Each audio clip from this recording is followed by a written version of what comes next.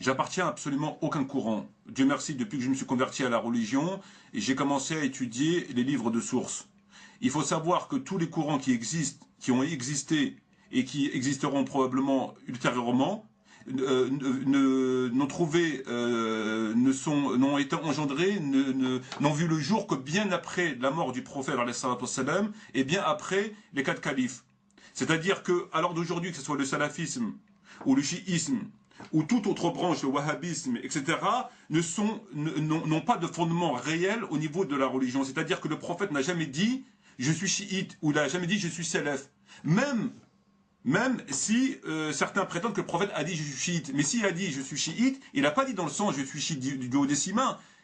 Dans le sens être chiite à l'époque du prophète ou à l'époque de Ali, c'est-à-dire être partisan de Ali, n'a rien à voir avec être chiite aujourd'hui. Parce qu'il faut savoir qu'avec le temps, il y a un certain nombre de choses qui sont venues se greffer à l'idéologie chiite et ça s'est développé jusqu'à nos jours. Et c'est comme les salafs.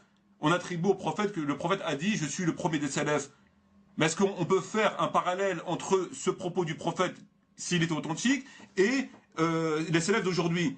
Ça n'a rien à voir. Ça n'a absolument rien à voir. Tous les qualificatifs qu'on trouve de nos jours n'ont rien à voir ni avec le Coran, ni avec la Sunna. Dieu, Allah Azza wa Jalla, nous a appelés musulmans. Le prophète nous a appelés musulmans. Il s'est fait appeler musulmans. On doit se faire appeler musulmans. L'étiquette aujourd'hui est une expression d'une étude d'un savant qui a étudié la chose de cette façon-là, qui est arrivé à ces conclusions-là, et à partir de là, on le suit ou on le suit pas. Et donc après, il se met une étiquette pour des raisons, pour se différencier des autres groupes égarés, ou égarés entre guillemets, en disant moi je suis ça, je suis pas ça. Et on a vu ce que ça donne, les étiquettes. On voit bien ce que ça donne, les étiquettes en Irak, ils sont entretués après la mort du prophète. Les étiquettes, c'est interdit dans la religion. L'islam, les termes qu'on retrouve dans le Coran et dans la tradition du prophète à travers des mots, les musulmans sont frères.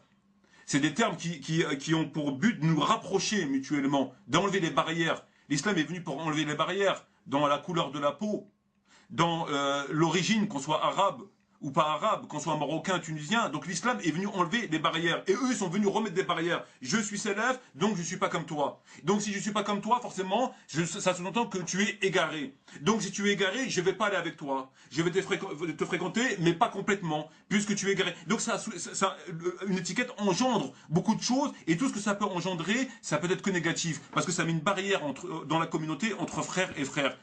Or, je veux dire, si demain on venait tous à dire nous sommes musulmans, et que nous mettons nos divergences, parce que c'est tout à fait normal qu'on ait des divergences, en second plan, il n'y aurait pas tous ces problèmes-là. Et tant qu'on n'aura pas réglé le problème des étiquettes, il y aura toujours une diffusion de sang entre musulmans jusqu'à la fin du monde. Et on sait que le prophète a dit que le fait de s'entretuer rentre dans le cadre de la mécréance.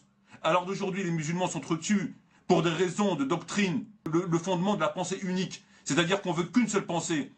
Demain, si les chiites et les sunnites, ils en terminent entre eux, le vainqueur ira tuer d'autres groupes. Parce que ces groupes-là, il estimera qu'ils sont des groupes égarés. Donc il faut qu'il n'en reste que un.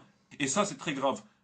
Parce qu'à partir du moment où nous avons les fondements de la religion entre nous, qui nous sont imposés, et où nous avons le statut de musulmans, les divergences doivent venir au second plan. Et deux musulmans qui s'entretuent pour une histoire de succession du prophète ou pour une histoire semblable est très grave. Et on sait le sort réservé à ceux qui prennent l'épée et qui s'entretuent, et c'est vraiment très... Et le prophète nous a mis en garde contre ça.